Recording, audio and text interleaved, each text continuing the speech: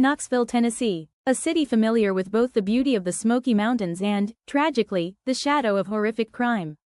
In 1995, this community was confronted with a particularly chilling case, a crime committed by individuals barely out of their own childhood, that would leave an indelible mark on the memory of the city.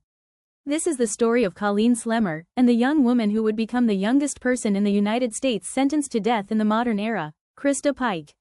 Colleen Slemmer was a 19-year-old student at Job Corps in Knoxville. Described as friendly and well-liked by her peers, Colleen was focused on building a better future for herself. She had her whole life ahead of her, a life that was brutally cut short by an act of senseless violence. At the center of this tragic story is Krista Gale Pike. At the time of the murder, she was just 18 years old, also a student at the Knoxville Job Corps Center. Pike had a troubled background, marked by instability and a history of behavioral issues. Two other individuals were also implicated in Colleen's murder: Shadola, Shad, Peterson and Tatterall Shipp. Shipp, also 18 at the time, was reportedly Pike's boyfriend. Peterson was 19 years old and associated with the group. These three teenagers, each with their own complexities and motivations, would become the perpetrators of a crime that shocked Knoxville and ignited a fierce debate about juvenile justice and the death penalty. Over the course of this video, we will delve into the disturbing details of Colleen Slemmer's murder, the investigation that followed, and the legal proceedings that led to Krista Pike's unprecedented death sentence. In January 1995, the Knoxville Job Corps Center was a place where young people came to learn trades and build a future. Among the students were Colleen Slemmer, Krista Pike, Shadola Peterson, and Tate West. While seemingly sharing a common environment, a sinister dynamic was developing among this group. Reports and testimonies later revealed that Krista Pike had developed a fixation, fueled by jealousy and perceived slights, towards Colleen Slemmer.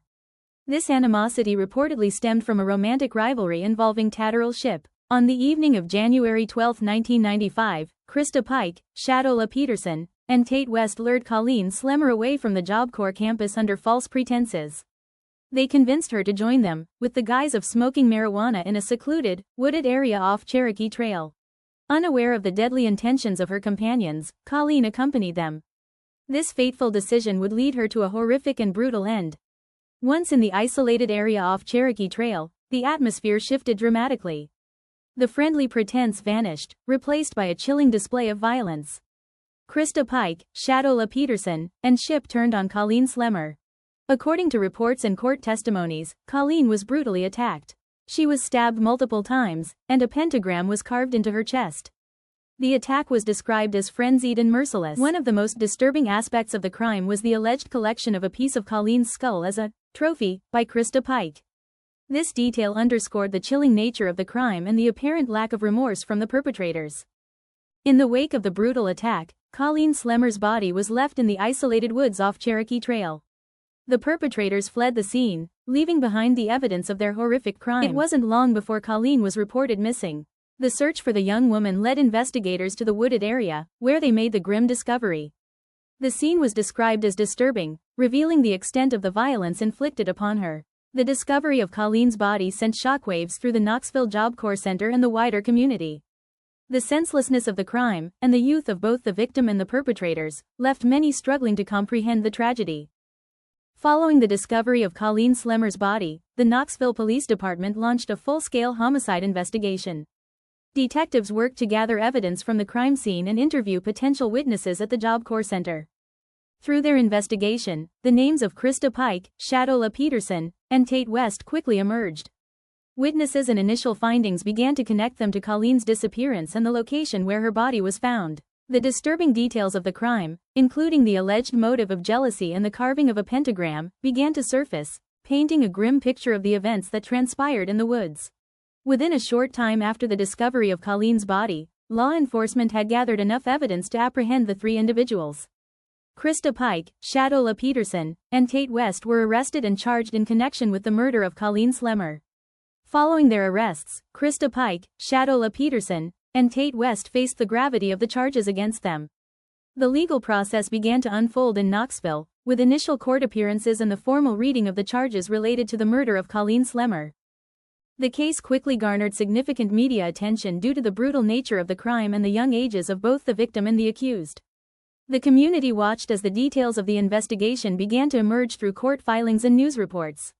As the legal process moved forward, it became clear that the three individuals would be tried separately. The complexities of the case, including potential differences in their levels of involvement and the evidence against each, necessitated individual trials to determine their guilt and appropriate sentences.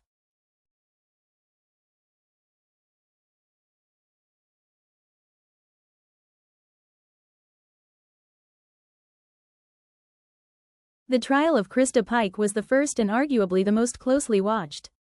As the alleged instigator and the individual accused of the most brutal acts, her case drew significant public and media attention.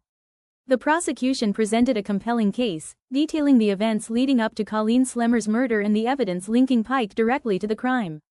Testimony revealed Pike's alleged jealousy and animosity towards Colleen. Witnesses recounted Pike luring Colleen to the wooded area with Peterson and West. The details of the stabbing and the carving of the pentagram were presented to the jury, painting a disturbing picture of Pike's involvement. Perhaps the most chilling piece of evidence was the fragment of Colleen Slemmer's skull that Pike reportedly kept. This alleged act underscored the prosecution's argument for Pike's culpability and her state of mind. The defense for Krista Pike likely argued mitigating circumstances, possibly focusing on her troubled background and youth. However, the prosecution's case, built on forensic evidence and witness testimony, proved persuasive. After deliberation, the jury found Krista Pike guilty of first-degree murder.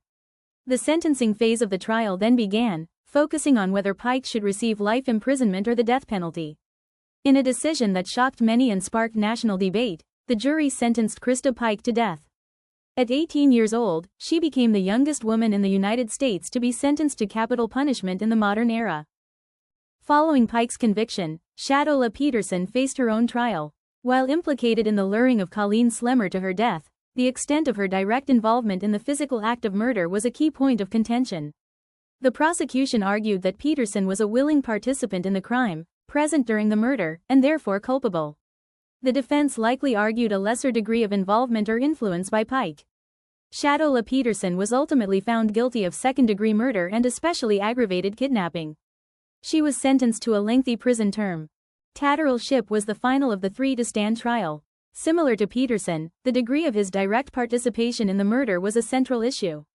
The prosecution presented evidence placing Shipp at the scene of the crime and implicating him in the events leading to Colleen's death. The defense likely argued a lesser role or coercion. Shipp was also found guilty of second-degree murder and especially aggravated kidnapping. Because he was a juvenile at the time of the crime, he received life in prison with possibility of parole. The trials concluded, and Krista Pike, Shadola Peterson, and Tatterall Shipp were held accountable for their roles in the murder of Colleen Slemmer. Yet, the case of Krista Pike, in particular, continues to provoke thought and debate. The fact that an 18-year-old woman was sentenced to death raised significant questions about juvenile justice, the culpability of young offenders, and the appropriateness of capital punishment, especially in such cases.